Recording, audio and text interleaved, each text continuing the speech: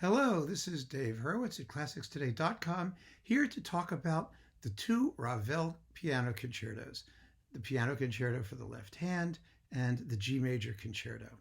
Now, normally I would consider these two works separately, but there's an interesting phenomenon at work here in that while there are some excellent singleton recordings of the G major concerto, which come coupled with other things, there are no great recordings of the left-hand concerto that do not come with the G major concerto.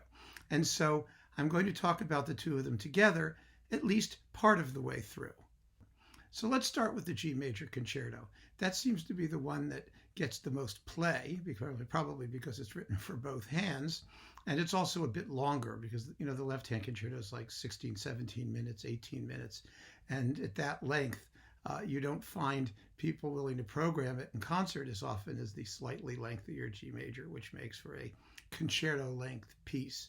Now, the problem with the G major concerto, as far as I'm concerned, is right after the opening, the zippy opening, when the piano makes its solo entrance, most performers slow down like crazy and drag like you can't believe, none of which is justified by Ravel's actual score markings. I think the best performances are the ones that maintain the sense of momentum in the pulse, however much rubato they're mucking around with, all the way through the passage, so that the movement has a certain amount of cohesion. It is sort of more or less in sonata form after all, and you're supposed to be able to relate the various sections to each other. It's not a bunch of independent episodes. That's one thing. The other thing is the slow movement, which of course is absolutely gorgeous, but needs to be played with the utmost simplicity all the way through. It has an innocent beauty and poise and grace that's completely ruined if you decide to slather on the sentiment or try to bend the tempo to excess. And in the finale, you just play the living daylights out of it. You should be fine. So there are some great individual performances of the G major concerto. Really, I think two primarily. There is, of course, Martha Argerich with Claudio Abbado. This is her first recording of the work. She made, you got to love Martha Argerich. She's a force of nature. And she has earned the right, basically, I suppose, to do whatever she damn well pleases. But the fact of the matter is, she's just running around with her buddies doing the same stuff over and over and over again, and it's seldom as good as the first time. And this concerto is a case in point. If you want the Argerich Ravel G major concerto, the first one she did on Deutsche Grammophon with Claudio Abbado is the one to get. And the other one is, of course, Michelangeli, the Michelangeli, playing of absolute crystalline perfection and glacial coolness, which typified everything that Michelangeli did just about. It's a magnificent performance because it's music that can take it. As Ravel always used to say, his music is all surface. And wow, what a surface. So the Michelangeli is also worth having if you're not interested in the left-hand concerto. But now the rest of the recordings we're going to talk about are pairings. First, a real sleeper. I mean, one that probably no one is going to think about. It's this one. This is Boris Krainy with the Prague Symphony Orchestra conducted by Jiří Bělohlavek. Now, it's on Superphone, or it was on Superphone. God knows if you can still find it. What makes these performances so interesting is that they are completely and totally non-fluffy. There's no softness or blurriness. They are hard and sharp and practically Stravinskyan. The coupling, which is the Poulenc-Aubade, actually is very appropriate in this context because it's all sort of played that way with a wonderful sharpness of focus that you don't hear in any other versions. I don't know if it's, these are interpretations that I would call the best or something you'll want to hear all the time, but they really do represent a fresh take on the music. And for me, they're wonderful to listen to as a change of pace. I find the clarity and the intensity and the rhythmic verve really irresistible. So I would consider those. If you hear them or can see them or find them somehow, give them a listen. As far as couplings of the two, we come to the two concertos. We come to my three basic recommendations. First, there is Zoltán Kocis. I don't know if this is still available separately. What a wonderful pianist he was, and a terrific conductor, and actually one hell of a nice guy. I met him a few times. He was very, very nice. Anyway, the bottom line is, you know, he was a great Debussy pianist. And he did much more Debussy than he did Ravel, which is why the Ravels are stuck in the Debussy box, coupled to the Debussy Fantasy, of which this is probably the best version out there. You know, his interpretations are incredibly crystalline, beautiful, pure, and wonderfully accompanied, by the way, by Ivan Fischer and the Budapest Festival Orchestra. You know, his death was a real loss. Even though he wasn't playing the piano so much anymore, he was conducting. He was a very, very fine conductor too.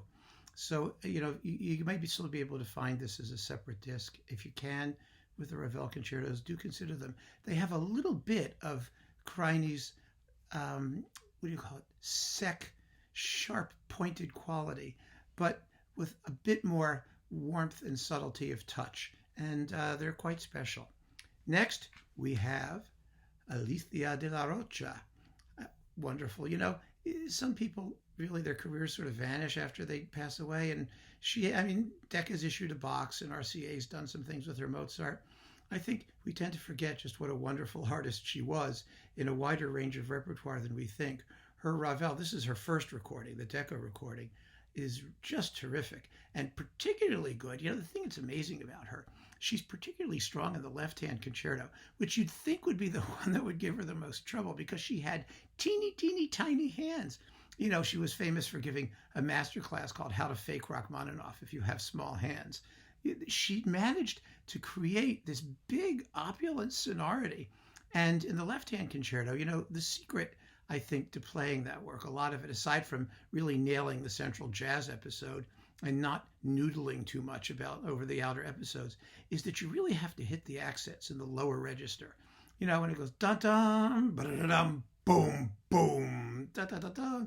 You know, so much of the work depends on creating the illusion of two hands, which has to do with resonance and decay. And the more, you know, you can make those lower octaves sound before you jump to the higher octaves, the richer and fuller the keyboard writing is going to appear to the listener.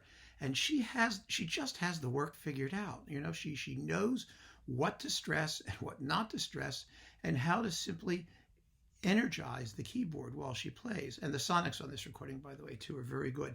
And so if you have an opportunity to get it, and it should be inexpensive and available on Eloquence, you can hardly do better. But if I had to recommend just one, you know, we always come down to this point, and you'll probably be familiar with the one because it's such a classic. Samson Francois with André Cluiton. And which of these, you know, French orchestras have these crazy long names. The Orchestre de la Société des Concertos Conservatoire, which was such a great orchestra, a wonderful orchestra. You know, I don't know. I'll be talking about this in other talks, but here's a good time to mention it. If you grew up, for example, reading Gramophone or some of those, you know, British publications, they were always down on the French orchestras. They were fantastic. They had a different sonic sort of patina than the English orchestras or the American orchestras or the German orchestras. They were not the Berlin Philharmonic. They had that clean, crisp, wiry, unblended sonority. It's not just great for French music. It's great for a lot of other things, like Beethoven, for example. You know, and nowadays with the period instrument movement going, you know, you can listen to these performances from the 50s and 60s of the Paris Conservatory Orchestra, and you can say, oh, okay, we've heard that before, haven't we? It's not that they're as dry and sort of emaciated and desiccated as a lot of period instrument performances, because they still used vibrato in the strings, but everybody played with vibrato, the brass, the winds, the strings, and they just had a sound that was unparalleled in French music, of course, but in a lot of other music besides. So the accompaniments here are just wonderful. But then Francois was really in his element. Here's a guy who in the first movement of the G major maintains the tempo. He just keeps it going. And he keeps it going without sacrificing anything in terms of touch or nuance or any of the kind of subtle details that you can bring to the music. But he trusts the music and he plays it as though he's composing it as he's going along. It's just wonderful. The slow movement has that limpid simplicity of texture, and in the left hand, I mean, he has the piece under his fingers, and he plays it with the jazz section in the middle. It has such nice swing to it. It's really a wonderful collaboration, and a wonderful marriage of soloist and repertoire. Francois did get sloppy later in his career, but here with Cuiton, everybody seems to be on their absolute best behavior. And these performances were recorded in conjunction with Cuiton's recording of the complete Ravel orchestral music with the Paris Conservatory Orchestra, which of course is one of the great sets of Ravel and one of the greatest things that orchestra ever did. So you can get these performances in the box of all the orchestral music. The last one I got was on Japanese EMI. But do consider, if you're going to get the Ravel piano concertos, here's the place to start. You start with Samson Francois and Cuiton, and you work your way out from there, and you will be in Ravel heaven. I guarantee it. So thank you all very much. Keep on listening.